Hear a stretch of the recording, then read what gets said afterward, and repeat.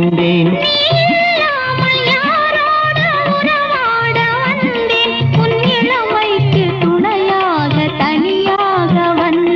நான் மலரோடு தனியாக ஏன் இங்கு நின்றேன்? என் மகாராணி உன்னை காண ஓடோடி வந்தேன்.